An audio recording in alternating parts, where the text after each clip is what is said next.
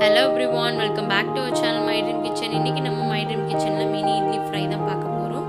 அதே மாதிரி mint mini idli fry மாதிரி தான், ஆனா இது டொமேட்டோ ஃப்ளேவர்ல. எப்படி செய்யணும்னு சொல்லி நம்ம வீடியோக்குள்ள போய் பார்க்கலாம். நீங்க இன்னும் மின்ட் மினி இட்லி ஃப்ரை பார்க்கல அப்படினா கீழ டிஸ்கிரிப்ஷன் பாக்ஸ்ல லிங்க் கொடுக்கிறேன், மறக்காம போய் செக் பண்ணிக்கோங்க.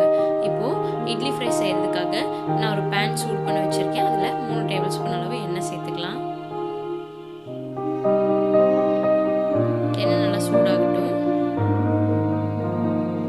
எண்ணெய் சூடானது கொஞ்சமா கடுகு சேர்த்துக்கலாம். கடுகு பொரிய ஆரம்பிச்சதுமே கொஞ்சமா கடலைப்பருப்பு சேர்த்துக்கலாம்.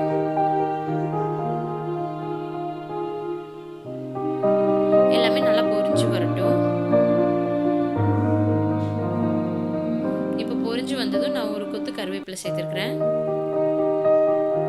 ஒரு பெரிய வெங்காயம் பொடி பொடியா சாப் பண்ணி எடுத்து வச்சிருக்கிறேன், அதையும் சேர்த்துக்கலாம்.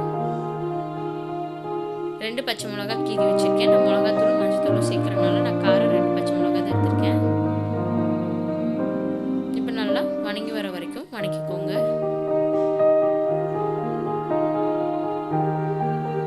வெங்காயம் நல்லா சீக்கிரமா சாஃப்ட் ஆகிறதுக்காக கொஞ்சமா உப்பு சேர்த்துக்கிறேன். இப்போ நல்லா வணக்கி விட்டுக்கலாம்.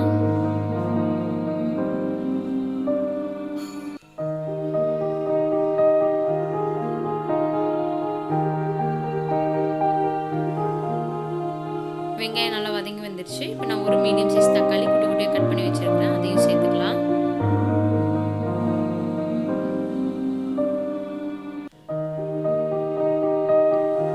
நல்லா கலந்து விட்டுக்கோங்க. உப்பு பத்தலைன்னா இப்போ கொஞ்சமா சேர்த்துக்கலாம்.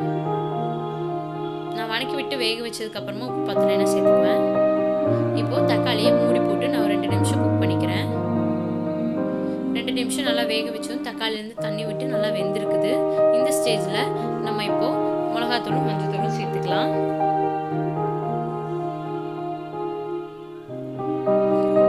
நல்லா கலந்து விட்டுக்கோங்க.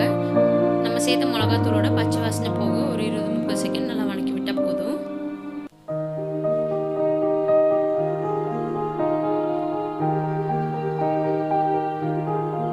இப்போ பச்சை வாசனை போக நல்லா வணங்கி வந்துருச்சு. இந்த மாதிரி கொஞ்சம் தண்ணி விட்டு நல்லா குழகுழன்னு இருக்கிற ஸ்டேஜில் இட்லி சேர்த்துக்கிட்டிங்கன்னா தான் இட்லியில் நல்லா மசாலா இறங்கும்.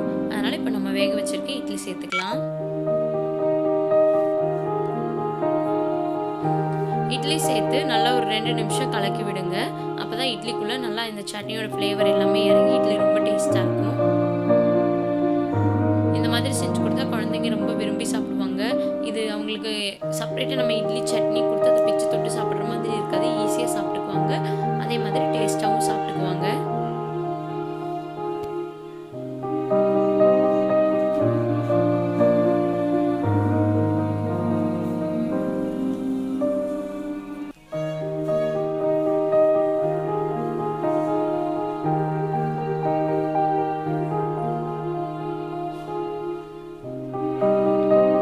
இட்லி இப்போ ஆல்மோஸ்ட் ரெடி ஆயிடுச்சு. நம்ம தட்டத்தில் மாற்றிடலாம்.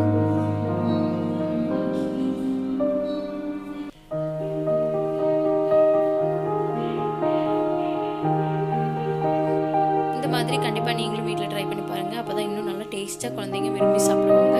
நீங்கள் நம்ம சேனலுக்கு புதுசாக இருந்தால் லைக் பண்ணுங்கள், ஷேர் பண்ணுங்கள், சப்ஸ்கிரைப் பண்ணுங்கள், பக்கத்தில் இருக்க பெல் ஐக்கான் டேப் பண்ண மறந்துடாதீங்க.